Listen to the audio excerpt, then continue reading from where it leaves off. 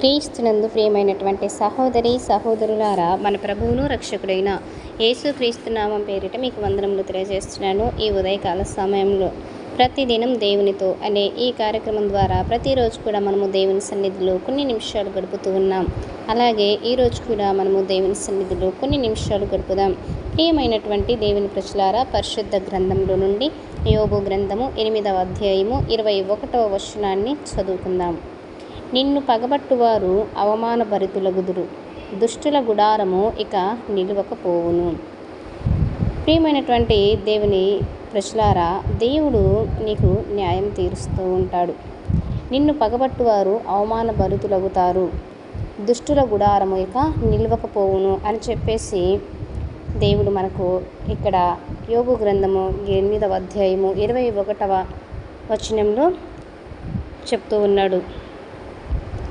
ప్రియమైనటువంటి దేవుని ప్రజలారా, ఈరోజు మనము దేవుని వాక్యం ద్వారా ఒక గొప్ప సత్యాన్ని ధ్యానించబోతూ ఉన్నాం.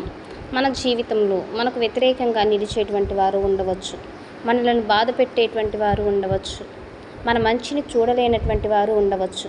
కానీ దేవుని బిడ్డకు ఒక ధైర్యం ఉంది. మన న్యాయము దేవుని చేతిలో ఉంది. దేవుడు తన పిల్లలను చూస్తాడు. యోబు జీవితం బాధలతో నిండిపోయింది. యోబు తన సంపదను, ఆరోగ్యాన్ని, కుటుంబాన్ని అన్నింటినీ కూడా కోల్పోయాడు. అయినప్పటికీ కూడా దేవునిపై విశ్వాసాన్ని విడవలేదు. మనుషులు మన పరిస్థితిని చూచి తీర్పు చెప్పొచ్చు, కానీ దేవుడు మన హృదయాన్ని చూస్తాడు. మన బాధలు, మన ప్రార్థనలు, మన కన్నీళ్ళు ఆయనకు తెలుసు. అందుకే కీర్తనకారుడు చెప్తూ ఉన్నాడు, 34వ కీర్తన 18వ వచనంలో, విరిగిన హృదయము గలవారికి యెహోవా ఆసన్నుడు అని చెప్పేసి మనకు వ్యతిరేకంగా ఉన్నటువంటి వారిని దేవుడే ఎదుర్కొంటాడు. కొన్ని సందర్భాలలో మనం మనలను అవమానించినటువంటి వారికి జవాబు ఇవ్వాలని అనుకుంటాము, బుద్ధి చెప్పాలనుకుంటాము. కానీ దేవుని పిల్లలు ప్రతీకారం కోసం కాదు, దేవుని యొక్క న్యాయం కోసం ఎదురు చూడాలి అని చెప్పేసి దేవుడు కోరుకుంటూ ఉన్నాడు. అయితే రోమాపత్రిక 12వ అధ్యాయము 19వ వచనం చూస్తే, ప్రతిదండన చేయకుడి, ప్రతిదండన చేయుట, పగ తీర్చుట నా పని, నేనే ప్రతిఫలమిస్తాను అని చెప్పేసి దేవుడు ఇక్కడ సెలవిస్తూ ఉన్నాడు. దేవుడు లేచినప్పుడు పరిస్థితులు మారిపోతాయి. మనలను తగ్గించిన వారికంటే కూడా దేవుడు మనలను హెచ్చిస్తాడు. దుష్టుల గుడారము శాశ్వతం కాదు.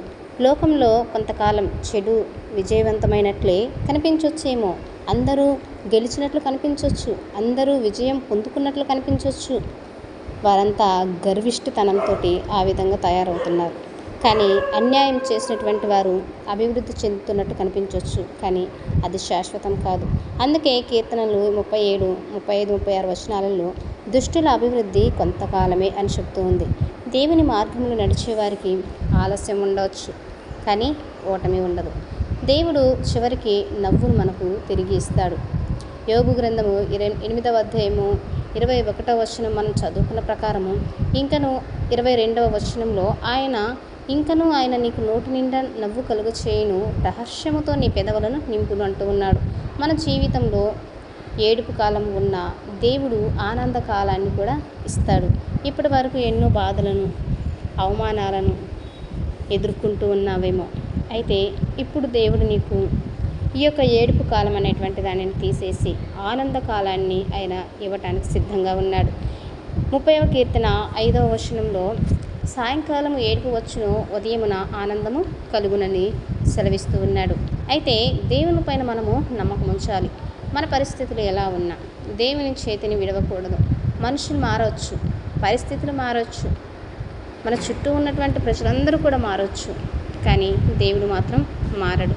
ఆయన ఎప్పుడూ కూడా నిరంతరం ఏకరీతిగా ఉండేటువంటి దేవుడు. అందుకే యెషయా గ్రంథం 41వ అధ్యాయము 10వ వచనంలో, భయపడకము, నేను నీకు తోడయున్నాను, దిగులు పడకము, నేను నిన్ను బలపరుస్తాను అని చెప్పేసి దేవుడు మనకు ధైర్యాన్ని ఇస్తూ ఉన్నాడు. కాబట్టి ఈ యొక్క వాగ్దానాలు మన జీవితంలో నెరవేరాలి అంటే మనము దేవుని సన్నిధిలో విశ్వాసంతో ఆయన పాదాలు పట్టుకోవాలి. ఆయనతో మనము మన హృదయాన్ని పనవేసుకొని జీవించాలి.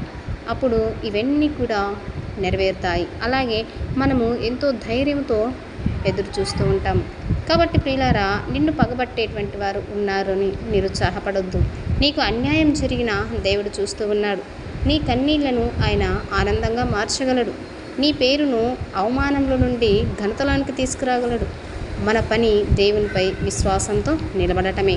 మనం ఎదురు తిరిగి మాట్లాడడం కాదు. మన మీద లేనిపోని అని సృష్టిస్తుంటారు. చాలామంది ఉంటారు దుర్మార్గులు, అహంకారులు, గర్విష్ఠులు.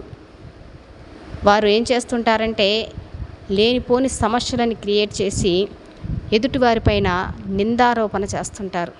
ఆమె అలాగుంది, ఈమె ఇలాగుంది అని చెప్పేసి.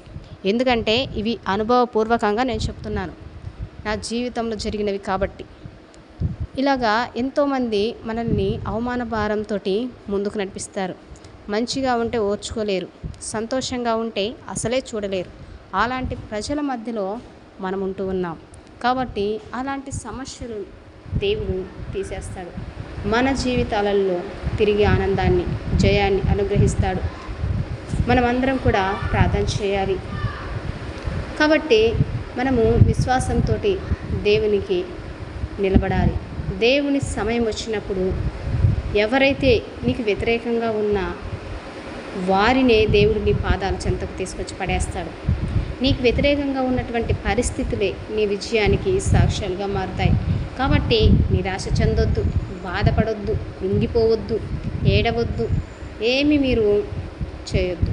ఎందుకంటే దేవుని పైన నమ్మకం ఉంచాలి. ఆయన అంటున్నాడు కదా, పగ తీర్చడం నా పని, నేనే ప్రతిఫలం ఇస్తాను.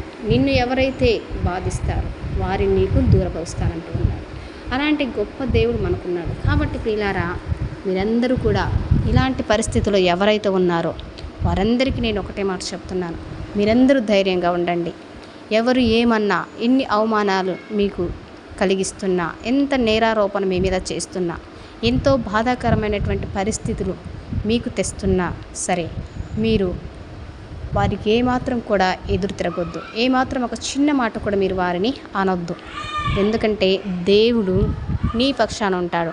నువ్వు ఎప్పుడైతే ఎదురు తిరగకుండా ఉంటావో అప్పుడు వారు వాగినంతసేపు వాగుతారు, మాట్లాడినంతసేపు మాట్లాడతారు, అవమానించినంతసేపు అవమానిస్తారు, నిన్ను ఏడిపించినంతసేపు ఏడిపిస్తుంటారు. కానీ ఒకరోజు దేవుడు వారికి తగిన బుద్ధి చెప్పి నీ పాదాల మీద పడేస్తాడు.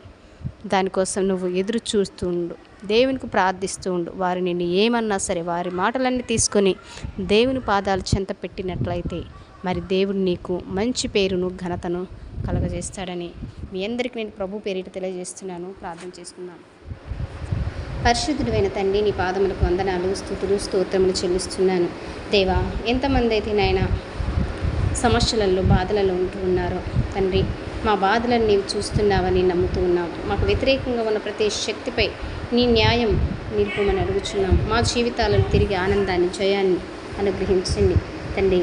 ప్రతి ఒక్క బిడ్డ ఇలాంటి స్థితిలో ఉన్నటువంటి వారందరినీ మీరు జ్ఞాపకం చేసుకుని ప్రతి ఒక్కరి జీవితంలో కన్నీటిని తుడిచి ప్రభువా, కన్నీటిని నాట్యముగా మార్చి, దుఃఖమును ఆనందంగా మార్చి, వారి అపజయాలని విజయాలుగా మార్చి, ఎవరైతే ప్రభువా ఇబ్బందికి గురి చేసి నేరారోపణ చేస్తున్నారో వారందరినీ తండ్రి మీరే పట్టుకునమని యేసయ్య నామములో ప్రార్థిస్తున్నాను తండ్రి. ఆమేన్.